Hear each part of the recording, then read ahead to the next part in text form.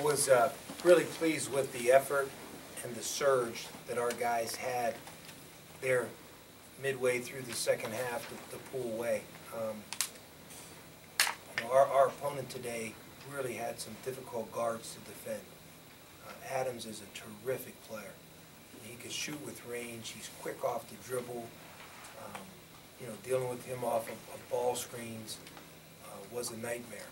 And obviously he had 17 points at the half, 7 in the second half. I think Chris Colvin, just did a tremendous job on him.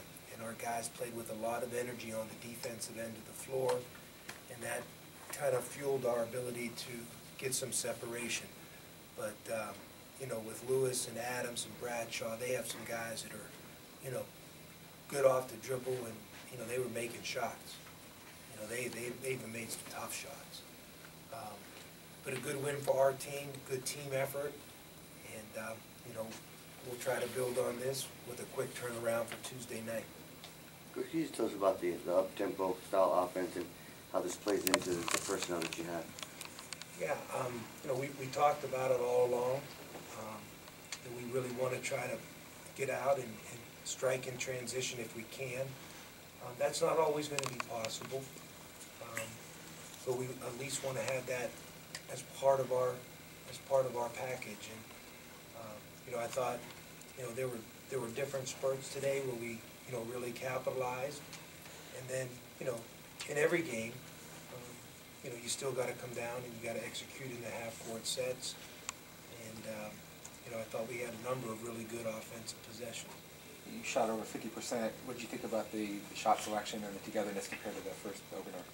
I saw definite improvement, Chris. I was not thrilled with our shot selection in the first game. I thought for the most part today we were better. I still think we could do a better job of working inside out. But in a week's time there was some growth in that area. So what about the diversity of scoring with 5 double-figure guys in 2 games in a row? Yeah, guys are, I think, outside of maybe just understanding what's a good shot and maybe having some patience at times, guys are really trying to make each other better and play together. I think this group generally likes each other, and I think that, kind of carries over to the court. What kind of example does a guy like Chris set coming off the bench, a lot like another former Sendek on James Harden? Well, it's funny you ask that, because we talked about that yesterday with our whole team, that we were going to ask Chris to come off the bench, even though in our eyes he's a starter.